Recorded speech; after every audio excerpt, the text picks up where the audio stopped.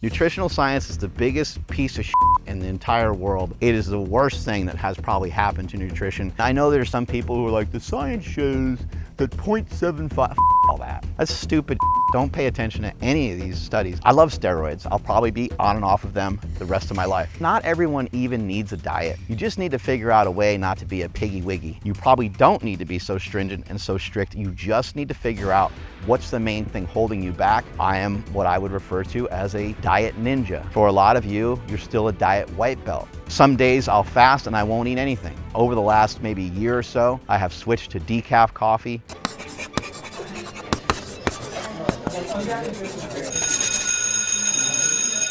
This is Mark Smelly Bell, and I am on steroids. The reason I'm bringing that up is because there was a lot of questions on the last fasting video about my TRT usage. I just call it steroids. It's more fun. It's more engaging, right? It captures people's attention for a little bit. So anyway, I just wanted to explain that because it does matter. You know, if I'm going to explain to you about my diet and my nutrition, that is something that I will never hide from you. I will always communicate that with you. Remember, I'm the OG from Bigger, Stronger, Faster that said, I love steroids. I'll probably be on and off of them the rest of my life. And that statement is still true today. Although every once in a while, some estrogen pops into my head and I think, maybe you should come off for a little while. But then the testosterone comes back and it's like, don't be a pussy. Just keep riding this thing out. It's working great. Anyway, that's important to mention because when we talk about fasting, one of the main concerns that a lot of people have is, am I going to lose muscle mass? And we can all agree that if you're going to follow a diet plan and you're going to lose significant amounts of muscle mass, that could be to your detriment because it's going to mess up your metabolic rate. It's going to be difficult to even gain that muscle back in the first place. And we don't want our hard-earned gains that we had in the gym to be diminished by anything. But what I want to make clear here is that some of the fasting I'm currently doing, the amount of fasting I'm currently doing, this is a phase. Now, I have been messing around with fasting for a handful of years, but I want to illustrate and communicate to you today that this is a phase. You're going to go through a lot of phases in your training. You're going to go through some phases where you're lifting a little bit more. You're going to go through some phases where you're maybe running a little bit more. You're going to go into all kinds of different phases. You're going to be doing all kinds of different things in your training. Sometimes it's going to be intentional, and sometimes it's going to be just because you got an injury, something happened, your sleep is off, vacations, something like, you know, having a child, or like there's a lot of things that can happen. A lot of life things happen that interfere with our, you know, strict plan that we had for this particular diet. But what I also want to say is that not everyone even needs a diet. You just need to figure out a way not to be a piggy wiggy. And what I mean by that is a lot of people have a tendency to end up binging. A lot of people end up with really bad habits. They connect their blue light, they connect their TV with these bad behaviors that they have at night of consuming highly processed foods. And over time, if you can work on just that, you might not need a very strict and profound dietary intervention. Let me back things up again and talk a little bit more about fasting and the way that I like to do it. So more recently, I've been eating food in the morning and then fasting throughout the latter half of the day. Now stay with me here for a minute because this can get complicated and confusing.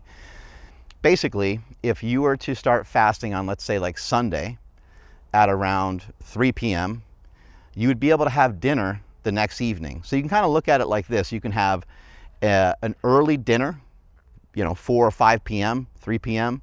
on Sunday, and then you could have kind of a late-ish dinner on Monday if you're somebody that is really worried about not eating later in the day because of social reasons, because that's the time that you get to sit down with your family, and that's the time that you get to eat with friends and stuff like that. So you could technically set all this up that way, but let me explain why I do this way.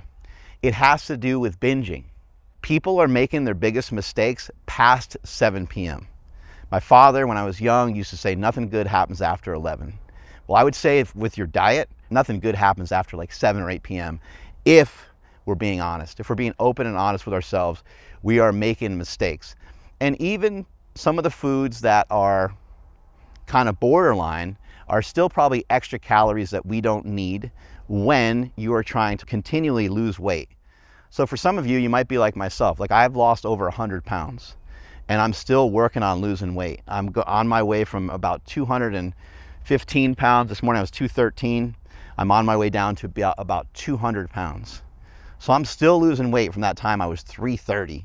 Gonna, all in all have lost 130 pounds. When you're trying to be precise and you're trying to continually lose weight, even if I have a bunch of people that I help that are 300, 400, and 500 pounds. Even with those guys, once they start to knock off some big pounds, they have to be precise as well. And they have to cut the crap out too. It's not like you would figure a bigger person would need less intervention. They wouldn't need to be so stringent and so strict. But again, hang with me here for a second, because what I'm trying to illustrate to you is you probably don't need to be so stringent and so strict. You just need to figure out what's the main culprit, what's the main thing holding you back from continually losing weight. And I would say it's your behavior at night. It's your behavior later in the day. And maybe at some other time I can introduce you guys and I can talk to you about circadian rhythm and a bunch of other stuff like that, but I'm not gonna mess with that for today. I'll have my friend David Herrera maybe pop on this channel and explain a lot of that stuff to you guys thoroughly, because I find it super fascinating. But all we're trying to do is eat mainly during the day, and we're gonna push off the food in the evening, and that's what's been working great for me. I've also been doing 24-hour and 48-hour fasts. So those are normally done without any food, but there are things that I like to do, which I call fake fasting, that seems to work really well also. Keep in mind, I've been playing around with these things for a really long time. So I am what I would refer to as a diet ninja. There's diet brown belts, there's diet blue belts, there's diet white belts. For a lot of you, you're still a diet white belt. And so therefore, you might have to stick to black and white. You may not be able to have a gray area. But for Mark Smelly Bell, I'm allowed to have gray area because I've been doing this for a long time and I can kind of pick and choose what I think is right and wrong for me. Some days I'll fast and I won't eat anything. But other days I'll do what I call a fake fast. And you guys heard me talk about this before. I also like to call this an amplified fast, because there's some people that believe titrating small amounts of food during your fast can actually make the fast even more beneficial for you. I'm personally someone that believes that. So I will have EAAs, which are essential amino acids. I use a brand called Optimum EFX from my friend Ian Danny. I've always liked that brand, always liked Ian Danny, love what he does and all that kind of stuff. And so those are the essential amino acids I take. You do not need those to do this diet. That's just like a recommendation. I'll sip on these. I'll have these intra-workout. I'll have them after a workout, things like that. I just found that for me, it helps to energize me a little bit more and helps me to do what we're going to talk about a lot more in a minute, hold on to that muscle mass. I will also eat olives. I'll have fermented vegetables, which include pickles, kimchi, sauerkraut. A little key, a little hack is to get your vegetables from the refrigerated section in the grocery store, your fermented vegetables, because those are going to be the ones that have the probiotics in them. The ones that are just sitting on the shelf, those are just pickled. They're not fermented. It's a rabbit hole I went down. I wish I never did, but I did. And so now I got to go to the refrigerated section. But the brand that I use is a company called Bubby's. You can use my code, just kidding. I don't have a code for that. Or the Optimum EFX as well. I don't have a code for either one of those. Those pickles are absolutely amazing. They make a lot of different flavors. Don't worry about the sugars. Don't worry about like the little side stuff that's in there. In order to ferment stuff, it's some of my understanding, to get probiotics in the first place, they need something to like live off of, to spawn off of, I guess you'd say. And some of that has to be sugars. So that's why there's some sugar in some of those pickles, but the calorie count is so low, there's no reason to even worry about it. Something I didn't think about, but you can also do, is you can just gnaw down some cucumber. You could chop up some cucumber, maybe throw a little salt and pepper on them, and that could be something else that you could have. I already mentioned olives, fermented vegetables. You're really just trying not to eat anything that's super calorically dense. You're keeping the calories really, really low. Bone broth is another one that I like. I will also utilize my electrolytes. I'll use my hydration products. I'll put those in my coffee. Over the last maybe year or so, I have switched to decaf coffee. I have removed a lot of caffeine out of my diet. What you'll find is as you move caffeine out of your diet, that caffeine still ends up in your diet. even when you try to remove all of it, you still end up with quite a bit of caffeine in your diet because it's in a lot of stuff. So I've gotten rid of that over the years. I still may have diet sodas. People ask a lot of questions about that. I drink water. I think that's pretty much the types of food that I have whenever I'm doing a fake fast. I think people have a tendency to really get super worried about every little thing they consume. They're worried about gum, and they're worried about, remember, I'm not doing my fasting for some sort of autophagy thing. I don't really care about this whole longevity thing that's around us. I do want to be healthy. I do want to be strong. I do want to feel good. But at the moment, I'm just working on being jacked. I'm just working on being shredded. And I'm continually trying to lose weight to help service my running so I can run a little faster, run a little bit better, and not run like a fat kid. So I'm going through that phase. And as I was mentioning earlier, you guys are going to go through certain phases, and that leads us back to the muscle mass thing. How do you hold on to muscle mass and fast? It doesn't seem to make any sense. Well, for some of you that aren't on TRT or have never utilized performance enhancing drugs before, maybe, just maybe, you'll do a little bit shorter of a fast. What you'll also find from fasting though is it helps to remove a lot of hunger, but it also helps to remove a lot of cravings. And once those hunger and once those cravings are kind of pushed to the side, what you end up doing is you end up eating a lot better choices of food. And this is something I've been harping on and talking about for a really long time. Your choices of food are absolutely the most important thing. People always want to put calorie counting as the top thing. And counting calories can be super effective. You could submarine your calories and you can lose weight. And we can fast and we can do a diet where we just are in a cave or in a closet for a long period of time. We're not eating any food and you would lose weight. That is true. But when we're talking about the long haul and doing this for a long time and continually losing weight the way that I have, it's going to be 130 pounds at some point. When you're trying to lose weight and keep the weight off, the key ingredient to that is not calorie counting. If you just keep plunging down your calories, it's going to be really hard for you to stay on your diet. You're going to be like this all the time, white knuckling the whole situation. You want the situation to be a lot easier, a lot smoother. And I know what you're thinking. You're thinking, well, if you fast, man, isn't that just like torturous?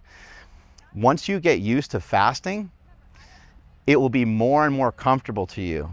And if you do fasting on days where you're busy and you get comfortable with it, you will barely even notice it. And remember, one of the keys to fasting is to pretend that it never happened. So once the fast happens, you don't want to binge. You do want to eat, and you want to make sure you eat well, and you want to make sure you get your calories, and you want to make sure you get a good amount of protein. There's no reason for you to overdo it. It's not like, oh, hey, it's payback time, and now I get to just eat like crazy. Because even if you were to fast for a full day, you could very easily consume 3,500 or 4,000 calories in a short eating window. So as you're trying to go back and forth between fasting and learning the correct foods and stuff, you're going to notice that by fasting it's going to entrain you to make the proper food choices more often. Because every time you come off that fast, having something like a grilled cheese sandwich just isn't productive. It's going to be delicious, but it's not productive. It's not really hitting your macros at all. That leads me to my other point here about holding on to muscle mass. I want to have a serious conversation with you about your balls, and I'm being serious here. On this podcast, we talked about a lot of things to help men improve the health of their penis, because it's important. And your balls have very thin skin. This is true. You can touch them right now, and it's pretty thin. Women do a lot of things to take care of their vaginal health, and men, we don't really think about the things that we put right directly on our balls, like our boxers. A lot of popular brands out there have chemicals that are literally touching your balls. Think about this. When you're in the gym sweating, when you're at work sitting, when you're doing all these things could be permeating into your scrotum. Things like BPA, phthalates, pesticides, insecticides, toxic dyes, toxic fertilizers, formaldehyde, all of which could lead to and could exacerbate lower testosterone, erectile dysfunction, and potential infertility. That's why I've partnered with NADS. And NADS is made with 100% organic cotton and no toxic dyes. So instead of putting just anything on your manhood, it's a good idea to get your hands on some NADS. And Andrew, how can they get it? Yes, that's over at nadsunder.com. That's NADS under.com. And at checkout, enter promo code PowerProject to save 15% off your entire order. Again, that's at nadsunder.com. Links in the description as well as the podcast show notes. People have a lot of questions about the protein amount. Well, I know there's a lot of information, and a lot of people say, hey man, get yourself to a gram per pound of body weight. And I've been touting that for a really long time. It's just an easy conversation. You weigh 200 pounds, have 200 grams of protein. You weigh 300 pounds, have 300 grams of protein. Some people will say, hey, maybe it's the, grams of protein per the amount that you want to weigh. So you weigh 300 and maybe you have 250 grams of protein, stuff like that. But I don't think any of that matters. 1 gram of protein per pound of body weight not only is sufficient, it's overkill by a long shot. And I know there's some people who are like, the science shows that 0.75, fuck all that. That's stupid shit. Don't pay attention to any of these studies. I think they're all garbage, and we'll get to that on a different date. But I don't really like studies. I don't need a study to tell me that a 100-pound person should have approximately 1 pound of meat a day. A 200-pound person should have approximately 2 pounds of meat a day. I mean, the math is really simple when you start to take out all this bullshit that people are trying to study and trying to figure out, because the studies, all they ever do, nutritional science is the biggest piece of shit in the entire world. It is the worst thing that has probably happened to nutrition. I don't think it's advanced us at all. All it's done is send us off on the wrong path, because we've been lied to so many different times, because these are big time universities that are attached to big food, that are attached to big pharma. That's how they get their funding. That's how they do a lot of this research. And for the most part, it's all bullshit. All of it. It's all a bunch of fucking bullshit. Trust me on that. And the reason why I'm saying it's bullshit is because what does it do? It just leads us back to what we already know. It just leads us right back to what we know. What do we know about being sick? What do you know about when you're sick? What do? You don't eat. You don't eat for a while. What does your dog do when your dog's sick? Your dog doesn't eat for a while. And then they're fine. And then they're okay. They fasted their way through it, right? We also know that the foods that are natural to this earth, the different vegetables, the different plants, the different fruits, and the different animals that are available for us to kill and eat, that these are the things that are abundant, and these are the things that are here for us to eat.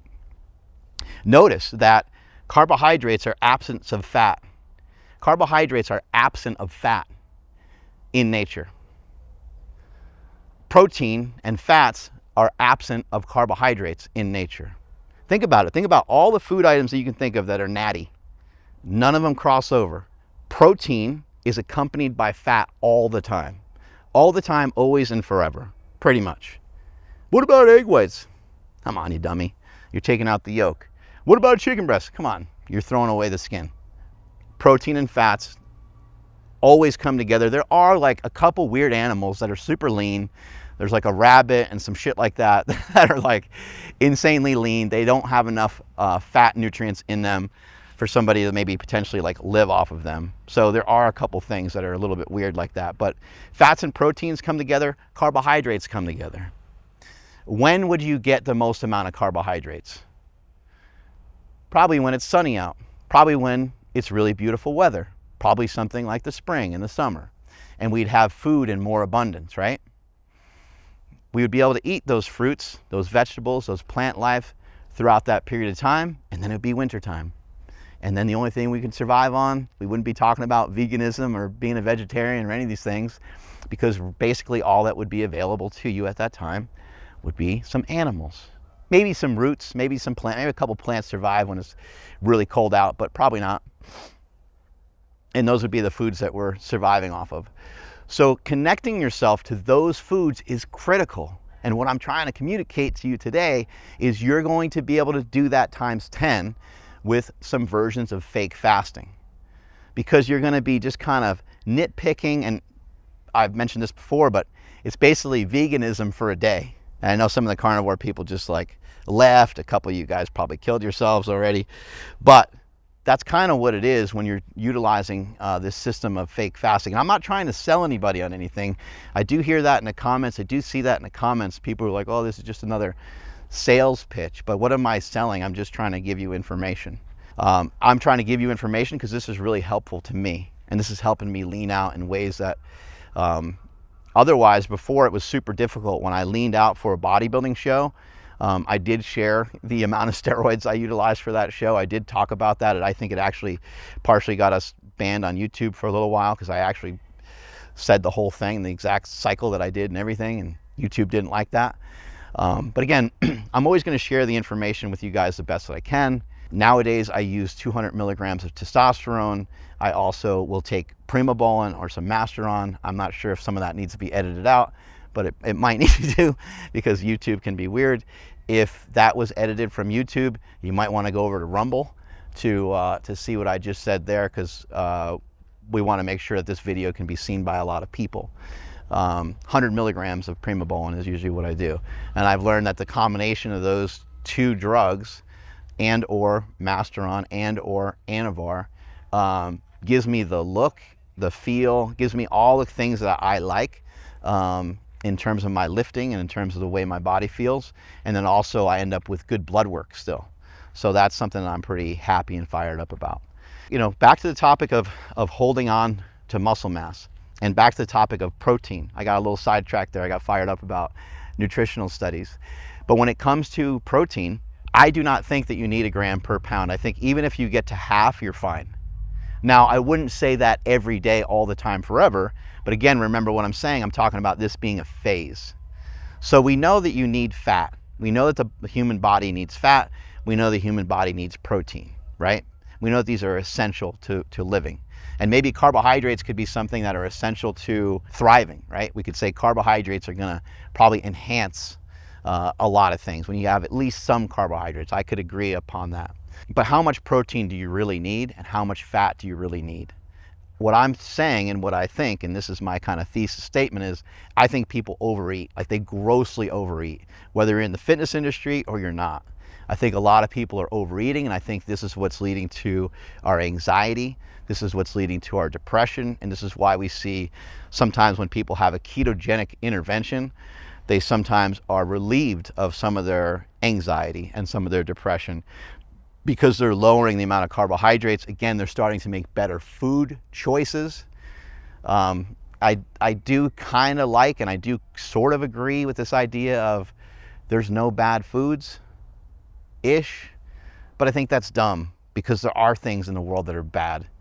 You know, a candy bar, telling a fat person that a candy bar isn't bad is like telling somebody, well, I won't even compare it to anything. I was about to have a weird comparison, so I won't even compare it to anything, but I don't think it's helpful. I think it's more helpful to say, look, man, you're a white belt when it comes to diet. You've had a lot of issues when it comes to your nutrition. And here's what I think you need to do. And it needs to be very black and white. They either need to track their macros, count their calories, they need to reduce their carbs, or whatever the diet is that they need to do, or they need to utilize some fasting, or maybe a combination of all those things. Again, back to the topic of holding on to that muscle mass. The key to holding on to muscle mass is this: sending a signal. You send a signal through protein muscle synthesis via eating protein, and you send that signal via lifting. But I think that you can get away with a lot less protein than you think and a lot less lifting than you think. And again, someone might be like, damn it, Mark, you're on TRT, you use performance enhancing drugs, you just said that. But I'm saying this, I think this for everybody. I think this would be true of, maybe not everybody, but this would be true of most people. Send a good signal and lift heavy. It doesn't have to be heavy in comparison to anybody else except for yourself. Get some heavy weight in your hands, do some compound lifts, get some good volume in for the day, do multiple exercises, 2 to 3 sets of 2 to 3 different exercises, 2 to 3 times a week. Something like that should be pretty good. When you can and when you feel good on certain movements, especially the ones that aren't going to really like mess up your joints or mess up your knee or mess up your elbow or your back, lean into those exercises more. If you go to do a deadlift and you're like, man, I get hurt every time I deadlift, don't deadlift. I get hurt every time I do a bent over row. Don't do a bent over row. Or do those exercises with much lighter weight and just do the exercise for the movement of it. Use it as an assistance exercise. Use it as kind of a side piece rather than the main event, the main movement. But those are the two main ways that we're going to send a signal to the body to hold on to muscle mass. And as I said earlier, I think that you can get away with probably about half of the amount of protein than you think. And again, it's not every day all the time. So I want to illustrate that this is a phase or this is a period. So if you go one day and you miss your protein and you go one day and you miss your fats for the day, nothing horrible happens, except for if you have body fat on you, the only thing that's going to happen is there's going to be less body fat on you. Obviously, it's not that simple, right? It's not that simple. It's not that simple of like, all right, we're just going to get the body to burn fat because we're not going to consume any calories. Or we're going to get the body to burn fat because we're going to use a protein-sparing modified fast, which I'll talk about that in a future video. Protein-sparing modified fast is super dope to get really lean too. And that's basically just where you predominantly only eat protein and you really cut down your fat calories. And you do that a couple times a week. And that's another way to sort of like fake fast. Thomas DeLauer talks about that. If you want to check out some of those videos, I think they'd be really helpful to you guys. But again, just keep in mind, these are just phases, these are periods of time. So when you don't eat for a day and you had 0 protein and 0 fat, the next day you're not all of a sudden gonna be smaller. You're not all of a sudden gonna have washed away all your gains. When it is time to eat, you get to load up on your proteins. And again, it's gonna make you make better food choices because you know that you better make up for some of that. You don't want to overextend your calories, but we still want to use protein leveraging. We still want to jack that protein up. Something I've noticed by following this diet plan is that I can end up with palate fatigue quickly. So to think that you're going to end a fast and just eat like a 2 or 3 pound or 2 pound steak or something like that, it's actually a lot harder than you would think. And what I would advise you to do is I'd advise you to maybe like go surf and turf. Go with like a steak and some fish or some steak and some shrimp or something along those lines so you have a different flavor, and then maybe end it with like a protein shake or something like that. Now you got kind of 3 different things. One morning I woke up, I had steak, I had eggs, I had a protein shake, I had yogurt with some, this is the whey protein mixed into it with some fruit. So these are all kind of options that you can have. And I'm still getting like a tremendous amount of protein. And remember, I'm also utilizing those EAAs. So maybe those are helping. Obviously, again, I'm on TRT, so my situation is going to be a little different. You might want to try some of these things and maybe not carry them out as extreme.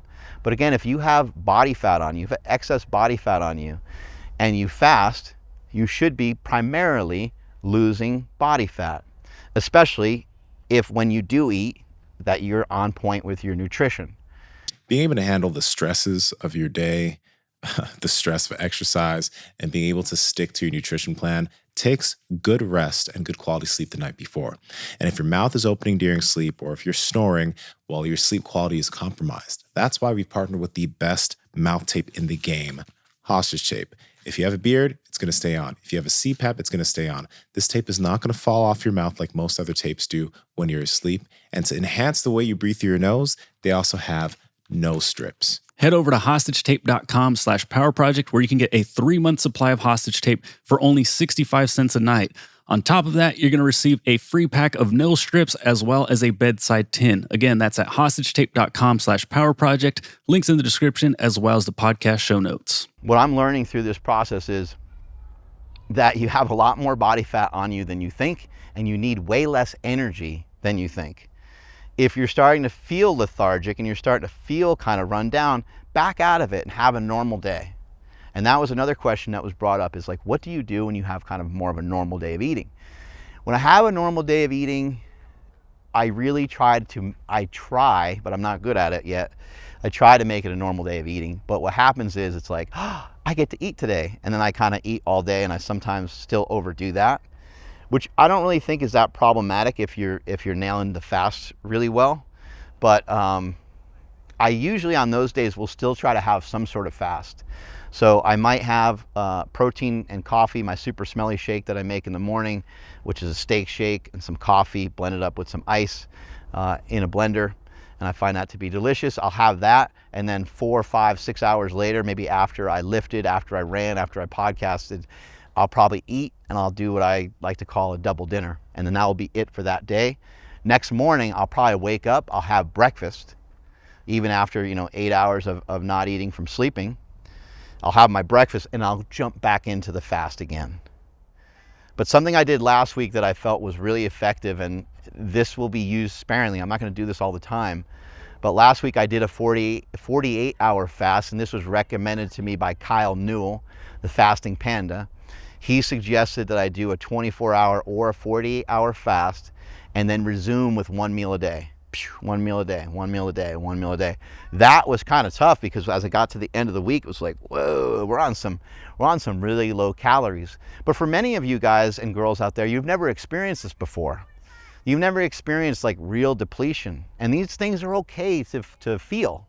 Bodybuilders do this for weeks on end, and we know that that's not healthy. But again, they do it for weeks on end. They'll do it for a long time, and their energy output is through the roof. In conclusion, no diet works forever. There's a lot of great diet plans out there. My buddy Stan the Rhino Efforting has one of the best diets out there, the vertical diet. It doesn't utilize any fasting for those of you that maybe don't want to fast. But Stan has great recommendations. He also has great information on lifting, great information on cardio, the benefits, the side effect of doing too much cardio and not lifting enough, and so on. So you might want to check out what Stan Efforting offers. You also might want to check out Mike Dolce. Mike Dolce and Stan Efforting probably have they have a lot of similarities in terms of their diet. Dolce doesn't utilize fasting, at least as far as I understand it. Both those guys are way into eating whole foods, limiting the processed foods that you're eating, low ingredient foods. So you just want like 2 or 3 ingredients in your food, and you can kind of add seasoning, spices, sauces, and different things as long as they're not like in abundance of calories. But there's a lot of ways to figure this stuff out. And nothing works forever. Something that's interesting about diet is that you have what's called a honeymoon period. So all these people that get on a vegan diet, all these people that get on a carnivore diet, they have this 6-week burst where they feel amazing. And then they feel like they got to tell the world. And we see the same thing happen with CrossFit. We see the same thing happen with jiu-jitsu. You're like, man, if this person says one thing about an EMOM or one more thing about this jiu-jitsu move, I can't handle it anymore. But it's because they're so excited, because they're making so much progress at that time. What happens though is over time, that passion, that love for that thing starts to diminish a little bit. And sometimes the effectiveness in terms of how much change is actually occurring. So a lot of times someone will do a diet. They might even try this diet. They might even try Mark Bell's fake fasting, and they might start to mess with it, and they're like, oh my God, and they're gonna make posts, and they're gonna be fired up, and they're gonna be excited. Just like the guys do with carnivore, just like the guys do with the vegan diet. You're seeing, my brother, passionate, fired up, making posts about having like In-N-Out burger and all these different things. But if this is true, and we know this, if we know that diets work really well for a handful of weeks, why wouldn't we just utilize them all? Why wouldn't we just switch and utilize a bunch of them? And that's where I'm at with my dieting. I love a lot of the stuff that Mike Dolce presents. I love a lot of the stuff that Lane Norton presents. I love a lot of the stuff from Stan Efforting. I love a lot of the stuff from the keto group. I love a lot of stuff from carnivore group. And I'll utilize and I'll switch and I'll move around and utilize all these things kind of in concert. I feel like I'm like an orchestra conductor, and I'm like, playing, having these different notes hit at different points. But again, I've been doing this for a long time. So I will utilize fasting, but I'll also utilize some principles of a ketogenic diet, because those two seem to run they're very close together. They work in similar ways. Fasting helps you produce ketones. And when you're on a ketogenic diet has an interesting way of mimicking the effects of fasting. So those two seem to go together pretty well, but I will also utilize some methods from bodybuilding. I'll also utilize some methods from powerlifting. Let's say that and this could be for a future video, there's like depletion workouts and all kinds of different things that you can get into to get yourself into a depleted glycogen state faster, or a ketogenic state faster. There's things that you can do going into a fast. There's things that you can do coming out of your fast. There's a lot of different ways to do it. But when you hear someone like Mike Dolce or hear Stan Efferding or some of these guys, or even Lane Norton, when they talk about sustainability, and they talk about how they don't believe that utilizing fasting is sustainable, or they don't believe that a ketogenic diet is sustainable, they don't utilize a carnivore diet is sustainable. It might not be sustainable for them, and it might be sustainable for you. And it also might be sustainable for you with what I just said, that you're going to be going through different phases. Like, why not utilize a lot of these different diets and flip-flop back and forth? As long as you're not trying to do 2 or 3 diets at the exact same time, that's where you could run into problems. Like if you're trying to do a bodybuilding style diet, which has your carbs way up, and you're doing a keto diet, which has your fats way up, you're just gonna put on a lot of body fat. That particular style of diet is not going to be effective for anyone ever, pretty much, unless you're, I guess, maybe in some sort of bulk. But again, I want to finish with, none of these diets last forever, except for maybe the ones that have the widest spectrum. So a diet that allows for you to eat a lot of different types of food, that will have a lot of leeway. That's something that you can probably do forever, because within that wide scale of that particular nutrition protocol, you can switch and move and groove into different styles of dieting. And that's why those diets can be super effective.